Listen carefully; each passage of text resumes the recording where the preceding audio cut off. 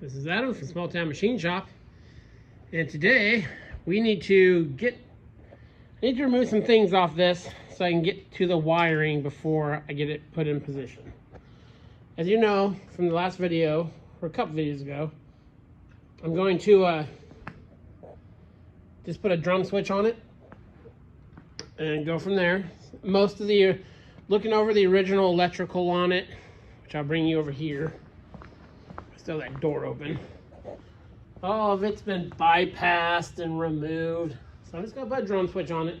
I'll keep all that stuff original because I have some interesting information, historical information. I'll talk about in another video about this machine. But I need to get, it's Monday. I need to get this machine, the Hypermac, and these guys in their position and all this stuff moved before Saturday when the big lathe is coming in, so I gotta move everything off the back wall too. So we're kind of in crunch time. There's gonna be some late nights this week. So the main goal for today, sorry, I don't know how dark it's gonna be. I had a light over here, but I took it. I need to get to that cover, but I need more room. So, because it goes to that junction box right there. So I want to take this guy off. I should be able to take that guy off, and that should give me enough room. And while I'm down there, this originally came with a 5-horse motor. Someone has put a 3-horse motor in it. I've got these 3 5-horse motors right there, and 2 of those are brand new. You got 2 more down the way.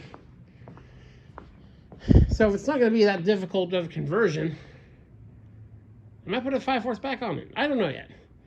So I'll set you up and we'll start disassembling this guy. Okay, I'll bring you back.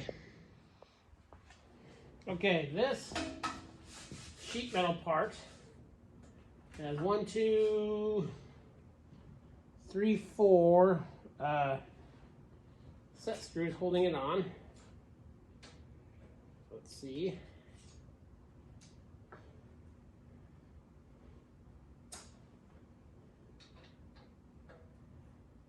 Okay. It's weird, they're not, I can see in the back, they're not at the end of anything. Leave that one tight, because when you remove anything, you always want to try to remove the lower stuff while the upper stuff is still attached. That way it doesn't come down and bonk you in the noggin. That's super loose.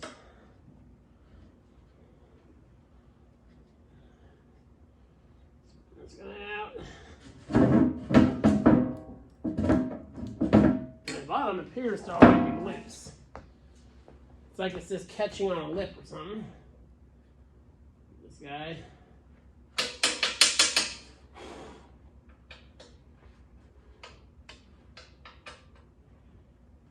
We'll also address the clutch handle before we move it in place.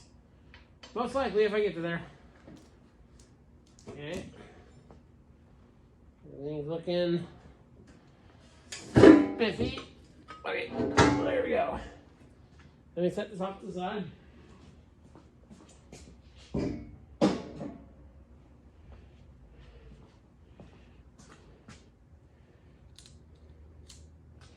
Okay, now you can see down there, see more of the motor sitting right there. So now I'm going to take this plate off, this whole plate. If I have the tools on hand to do it. If not, I'll go, oh, it's got 3 really big flathead screws in there.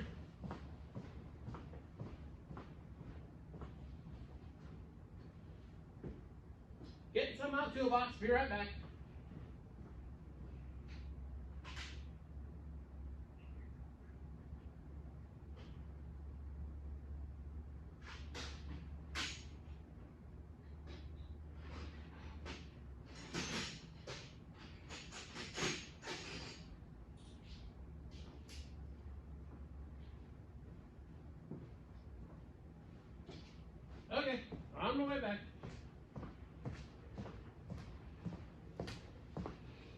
see.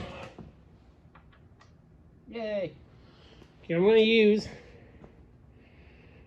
they're big. This goes on a 3/8 ratchet. It's coming handy.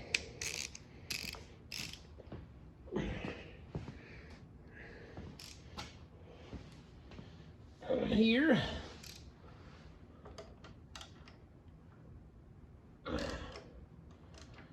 Yay. Again, we'll leave that one in.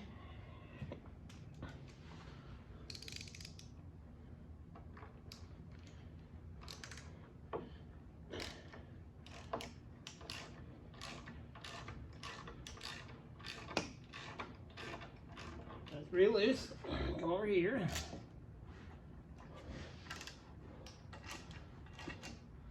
Also give us opportunity to lube this chain. So the way I'm going to do it, it's going to make a little bit of a mess.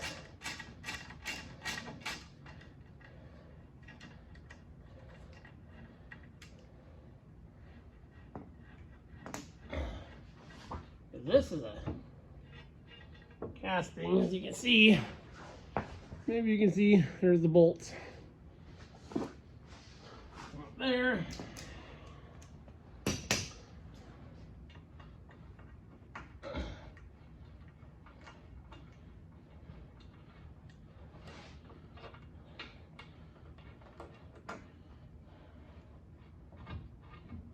So I'll also give us a chance to, there's an oil hole on that motor. Give it just a, keep this motor in there, give it just a touch. A lot of people ruin motors by over lubricating them. So.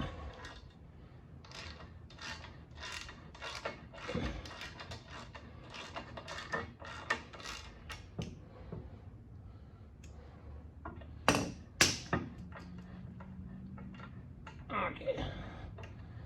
Almost.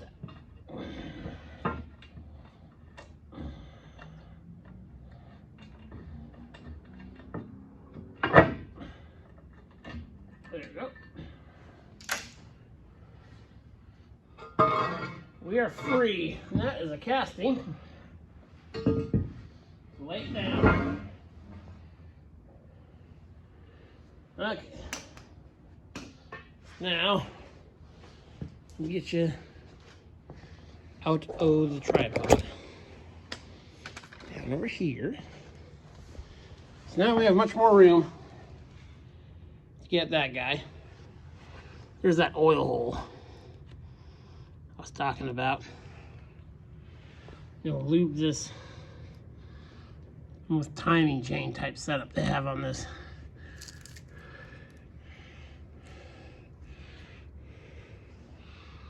And there's the, one of these is the clutch and one's the brake. I think this is the, I think that's the brake in there. That's the clutch. I don't know, we'll get figured out.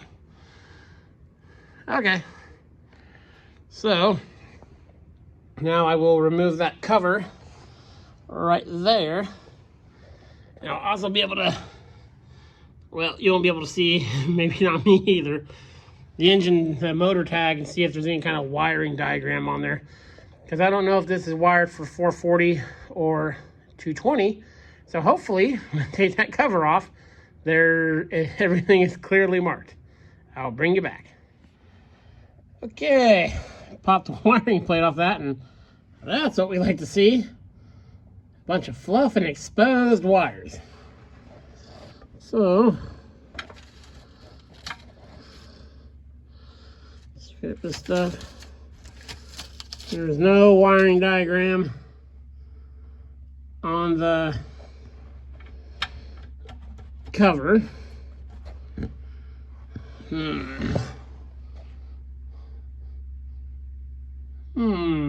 That does not look super cool one bit. Well,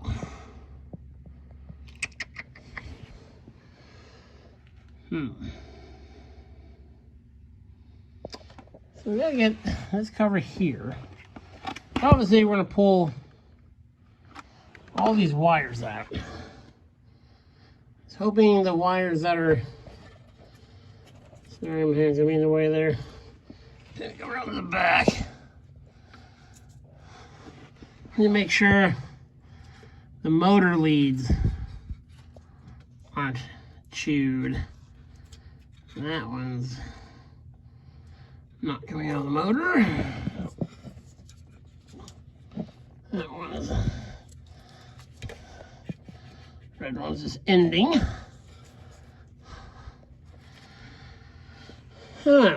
Well, that is obviously less than ideal. Let me see if I can just tag a little better from this angle. There's no way we'll be able to read that through the phone. So let me do some investigation on this tag, and I'll bring it back. Okay, now obviously a mouse got in there. That motor's an 1170 RPM, which seems really weird to me. I have this 5-horse. That's a typical 1740. That'll fit in there, same size shaft and everything. The frame is smaller, but this one's already been fabricated in there. So what I want to do first is, this is not the original motor, and this has a clutch in it. So I'm wary about putting something on that spins too fast and damages the clutch or whatever. So I'm going to do, the highest speed is 537 on the thing right there. So I have it in high gear. Doing the math, it was 2.18, I think, times. That should turn that once. So, because it's just me in here and I can't watch both things, I've got my meter here. I turn it on to continuity test. So you were touching. So I'm going to go down there and spin that and count the turns until it clicks. To make sure I can get which way to spin it. Okay, that way. Back till it touches. Okay. Watcher. Keyway is about 4 o'clock.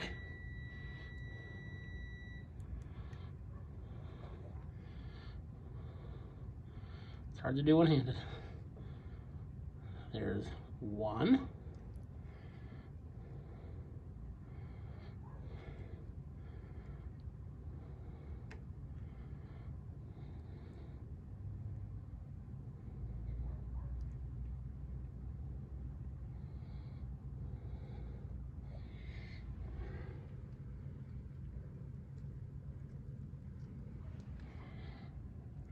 Two, 3.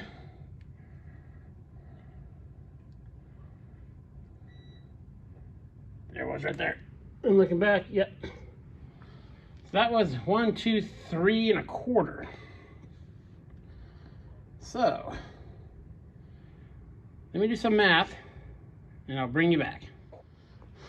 Okay, doing the math, that should be a 17-horse, 1700-ish RPM motor.